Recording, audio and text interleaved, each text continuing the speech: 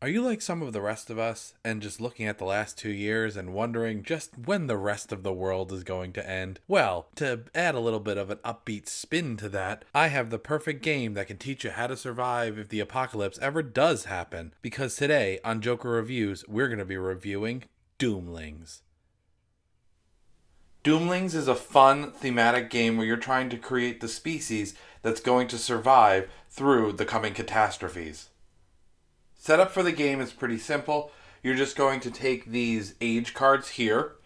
You're going to divide into 3 groups of 3. And then to those age cards, you're going to add one of these catastrophe cards into each of these 3 piles. Shuffle them and place them on top of each other. That's going to set up your ages deck. Once you've done that, you're going to place the Birth of Life card on top of the pile here. That'll be the first one that you flip over. And you're going to each take one of these gene pool cards, which is going to let you know how many cards you're supposed to have in your hand at a given moment. Right here is your reference card. Each player gets one of those, has a bunch of different factoids on it. You're then going to shuffle the Doomlings traits pile here, and you're going to deal out 5 of these to each player. Once everyone has their 5 cards in hand, you're going to start the game. The first turn is to play through the Birth of Life age here. This sets your gene pool to 5. Play 1 trait each turn, stabilize at the end of your turn. So, how does a typical turn go? On a typical turn, what you would do is you would take a look at your hand, and you would be able to play one of these cards. Let's play a nice simple one here. So, we're going to play the Mitosis card. The Mitosis card has no effects, and it's worth 1 point here. So you would play it down, and then at the end of that turn, you would take a look at your hand and see if the number of cards there matches the number on your gene pool card, the one that's facing up. So right now I have 4 cards in my hand. That doesn't match 5. So at the end of my turn, I have to stabilize to make sure that I'm meeting my gene pool number. So what I would do here is I would draw a card, and that would get me to 5 cards. Some cards have different effects on them. So this right here is an action card. This one, you and opponent look at each other's hands, each steal 1 card, then each steal 1 card. So this would be something that would happen as soon as you play this card. If you look at something like this little symbol down here means that it's at the end of the game, at World's End, which is when the final catastrophe card is played, and that would then be triggered at that point, and it'll kind of tell you what you have to do. This one is a dominant trait. So, how do dominant traits work? Dominant traits, once they are played, cannot be removed from your trait area here. They have this little star symbol, and they say dominant at the top. The big catch with this one is you're not able to play more than 2 dominant traits in the game. So you have to kind of pick them wisely because you can't really get them off your board. This one also has an effect here that's going to trigger at the end of the game here. This little symbol here means that its value is going to be adjusted when you're tallying up points at the end of the game. Look at this one. This one has a condition here, so it interacts with your trait pile. This one, to play, you must have at least 1 colorless trait in your trait pile, so you wouldn't be able to play this unless you had another one. This is another dominant trait here, worth 4 points. Bring about the next catastrophe. Skip all turns, ignore all ages effects along the way. Do not stabilize. So when you play this one, you'd actually go through the pile until you hit the first catastrophe card, or if you're already in a catastrophe, the next catastrophe card, and you don't stabilize. So that means if you were to play this on your trait pile, you would end your turn with 4 cards in hand, and you'd have to go into your next turn down 1 card. Before we get into discussing the ages cards and catastrophes, I want to go over a couple of other effects. This Mitosis card here, we played it because it didn't have an effect, but there is something unique about this card. You can see that it's actually 2 different colors, so this one would actually count as both a purple trait and a blue trait. Some other cards that I want to discuss. This one here, this can add +1 to your gene pool. So if you were to do that, you would rotate your gene pool like that. So you would now be at 6, as long as this is in your trait pile. Something like this is a -1. So this one When you play it, it allows you to play another trait, then move Venomous to an opponent's trait pile. So that's its action that gets. So you can actually play negative cards onto your opponents. So something like this would go over here. So those are some interesting effects. There's a lot of different types, and kind of balancing out your piles is a big part of excelling in this game. Now let's discuss age cards. Here are some examples of age cards. These are going to be the ones that are turned over once the first player takes their turn. So you'd flip it over right here. So Joy here, draw 1 card or discard 2 cards. Those are your 2 options on this. If you're looking at some other ones, this one prevents the trait piles from being interacted with, swapping, stolen, or discarding. Discard 1 card from your hand at random. Players cannot play red traits, draw 2 cards. So these will be things that happen. Ignore all trait actions. It's a pretty big one. Play this age in reverse. First player last, last player first. So this would actually kind of flip the order around, so the last player actually gets to go twice in a row. So there are some interesting effects on here, and these can interact with how you're going to be playing on that round. Once you go through, every player takes their turn, and we get back around to the first player, you would then flip over the next ages card here. So this is going to be another ages card. And this would continue going through until you hit a catastrophe. So let's take a look at some examples of catastrophes. Right here, these can have negative effects. They're all going to drop your gene pool. So that means, say I was on that 6 because I had that card. Well, the card's not there anymore, but say if I had played that card, you would drop it down. If you were at 5, you would then flip this over and you would have 4 now as your gene pool.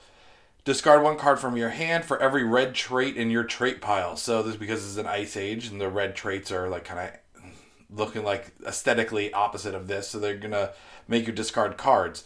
Once you get through these and you get to that third one, you're then going to trigger not only this, but you're going to trigger the World's End effect, which is -1 for every red trait in your trait pile. So depending on which one ends up being your third catastrophe, that's going to kind of have a bearing on how your scoring is going to take place with. One thing I'd like to touch on with catastrophes, this gene pool effect here, so the one that dropped me down to a 4 here, regardless of what it is. So this one doesn't have one here, the +0. This one's a -1, +0, -1. So these effects are going to, this one actually is a +1 to your gene pool. Draw 1 card. It's actually a pretty good one.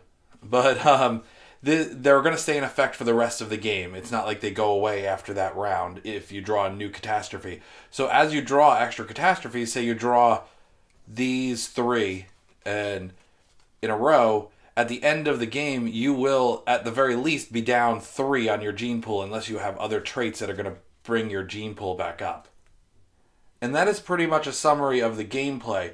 You're going to go through until you hit that final catastrophe, then you're going to do your scoring. You're going to look at your end of game scoring effects, the at World's End scoring effects. You're going to look at any cards that change their value based on other information, whether it's the size of your gene pool or how many you have of a particular color, anything like that. And you're going to see who wins based on that score. Since we got the gold box off of Kickstarter, I actually want to go over a couple of the things that came in the gold box. You can see how nice and shiny it is. The box looks really nice. So the gold box comes with some expansions. You have this one here. These are the Mythlings. There are different trait cards. They're kind of themed around fantasy stuff and myth-oriented stuff. And this is kind of cool. I like the artwork on them. And they have different effects. It adds some extra variety. And there's a couple of extra ages. Well, you have 1 age and 1 catastrophe that's also added from the Mythling expansion. The second expansion that was included is this one right here, the Techling expansion. And this has some cool cards too. They're all kind of that cybernetic theme to them. And again, there's a bunch of trait cards. And then there's 1 catastrophe and 1 age card. The next inclusion in the gold box is going to be these guys right here, the Doomlings. So these are pretty cool. They're all dino themed. Again, I like the artwork. I like how they kind of themed them. You can tell which expansions are which based on the little icon up in the corner here. And again, you have your Well, obviously for dinos, you have to have that impact event, and then you have an age card. A big one that comes with the gold box is going to be the Meaning of Life expansion. So these are going to be some secret objectives. You deal out 2 in the beginning of the game, and the player gets to pick 1. And those are going to be ways to get points at the end of the game based on the objectives down here. And that kind of adds an extra layer of strategy to it because it's going to be different based on every game, each player, and that's kind of cool. I like that. And last but not least, I just want to go over a couple of extra things that came in the gold box and getting it off of Kickstarter. One was this guy here. This is an every color trait, which is kind of cool. I like that. He's also a dominant, so he can't go anywhere. And it came with some holofoil cards. These are kind of at random. And there's like a little rarity chart that you can look at that tells you which ones are more rare than others. And that's kind of cool. It's just from an aesthetic standpoint. So I appreciate that they did something like that. And the fact that it's kind of that like collectible thing where you don't know necessarily which ones you're going to get. So that's kind of cool. Nice little surprise getting it off Kickstarter and getting that gold box. And that's pretty much the Doomlings gold box. That's its gameplay, and I'm going to meet you back up top, and I'll give you my final thoughts on the game. Doomlings is a fun, colorful game with a decent theme behind it, some fun artwork, and a lot of variety. Especially if you're someone like me who has the gold box, that is definitely a lot of different cards you can play, a lot of different traits, and a lot of different fun themes that your cards can take on, which is something I always appreciate in games. I like that variety when you can play multiple games in a row and you can draw new cards each time. That's really cool. A big problem that I have with a lot of those kind of play a card, draw a card kind of games is they don't have a lot of that variety to them. And that leads to them not being as replayable as they really should be for a game that you can bust out really quickly and play over and over again really quickly. If I'm going to have a game that I'm going to bring around with me and kind of carry in my bag and bring to different gatherings and things like that, something that I'm going to bust out in a pinch if I want something simple to teach and simple to play, then I want something that's going to have a lot of replayability to it. Doomlings, I feel, meets that criteria because there's so many trait cards, especially if you have that gold box,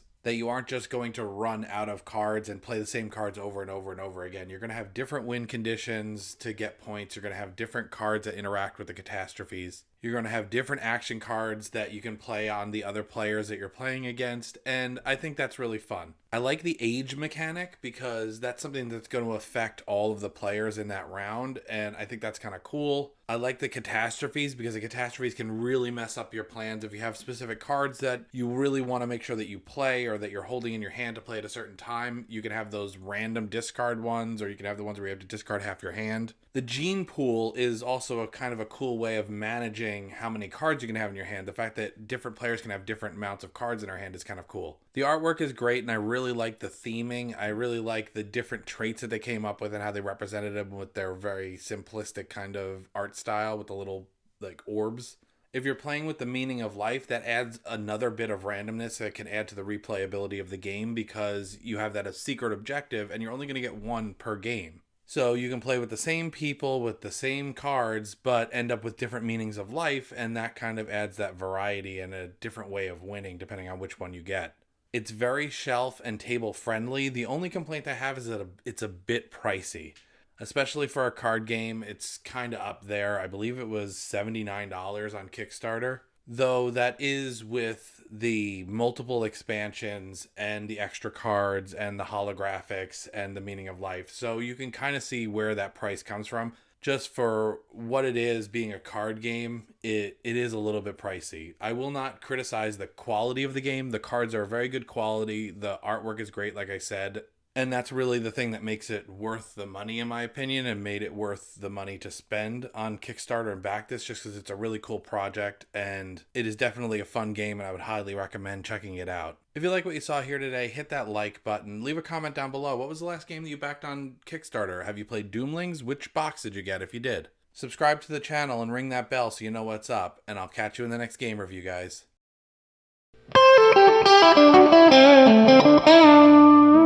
Thank you.